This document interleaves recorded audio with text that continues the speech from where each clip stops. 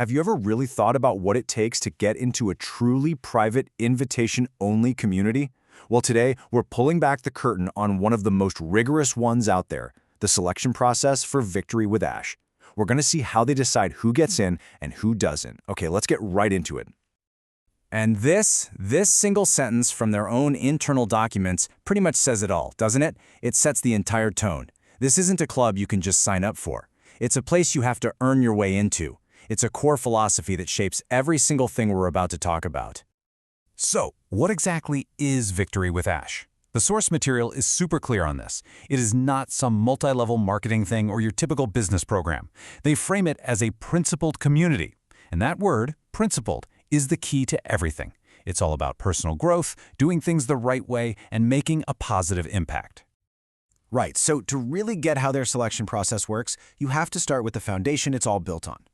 The entire system, every single step, is designed to filter for one thing and one thing only. Are you aligned with the community's core values? And here they are. These are the big six: integrity, dependability, accountability, action, big thinking, and, maybe the most important one, teachability. Think of these as the non-negotiables. Every part of the process we're about to break down is basically a test to see if a person truly lives these traits. So keep them in your head as we go. Now here's where it gets really interesting. The person who invites you in, they're not called a recruiter or a sponsor. The protocol calls them a guardian. And that word choice is deliberate. It carries this heavy weight, this moral responsibility to protect the integrity of the whole group. And this chart just lays it all out, doesn't it? It's a total mindset shift. It's moving from being a sponsor in a transactional relationship to being a guardian with a moral responsibility. It's not a recruitment drive. It's a values-based interview. It's all about quality, not quantity. A complete reframing of how you bring people in. So when you boil it all down, it comes to this. A guardian's main job, their primary role, is to figure out two things about a candidate. Are they teachable, meaning are they humble and actually open to learning and growing, and are they trustworthy? That's it. Everything else is secondary. Okay, so with that foundation in place, let's get into the nitty-gritty. How does someone actually get in? Well, the path to membership is basically structured like a series of 3 trials. Each one is designed to test a totally different aspect of a candidate's character. First, there's the observation phase, which happens before the person even knows they're being considered. That's followed by a formal interview, which is all about values and vision. And then finally, if they make it that far, they have to make a very serious personal pledge. Let's dig into that first step, because it's fascinating. The evaluation starts long before an invitation is even on the table. It's this quiet, behind-the-scenes assessment of who you are when you think nobody's watching. It's all about your real-world character. So what are they actually looking for? Well, the protocol is very specific.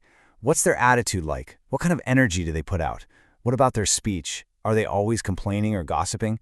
Do they actually do what they say they're going to do? The document is crystal clear. If someone is chronically negative or their integrity is questionable, the process stops right there. No invitation, period. Okay, so if a person passes that silent observation, then they get an invitation for a formal interview. But again, you have to get the idea of a job interview out of your head. This is what they call a values and vision check. It's really just designed to confirm what the guardian already suspects about their character. And just look at this sample question. It's not asking, what are your 5-year financial goals? It's asking, what does personal victory mean to you?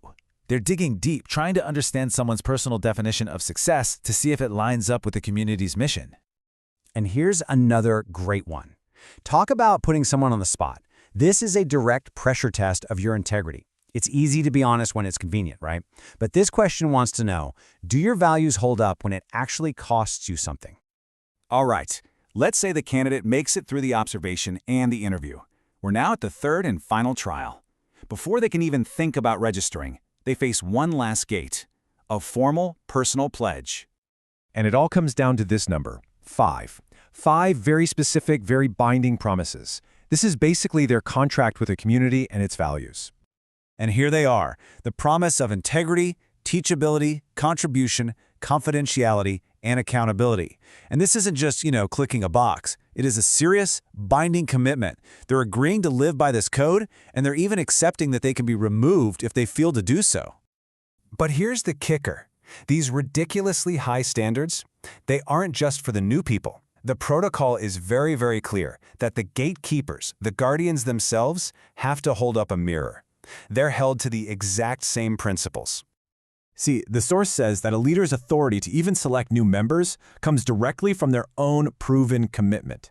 You can't enforce a code you don't live by yourself. They have to walk the walk. And the job isn't done once someone gets in. The Guardian is actually required to do these structured check-ins at 30 days and then again at 90 days. They're making sure the new member is actually integrating, participating, and, you guessed it, upholding the promises they made. So let's just step back and pull all of this together. When you look at the whole system, from that first quiet observation all the way to the 90-day follow-up, what you see is a really clear blueprint for building and protecting a community's integrity. This table from the protocol just sums it up perfectly. Every stage has a unique focus and a crystal clear purpose. Observation is about character. The interview is about values. The promises are about accountability. It's a comprehensive system where every single piece is designed to protect the culture of the community, no matter what. So what do we take away from all this? I mean, this protocol is basically a masterclass in how to build a high-trust, values-driven group, but it leaves us with a really big question, doesn't it? Is this intense level of gatekeeping the secret to a healthy, meaningful community? Or is it the perfect recipe for an isolated echo chamber that can't handle outside ideas? I think the answer really depends on what you're trying to build in the first place.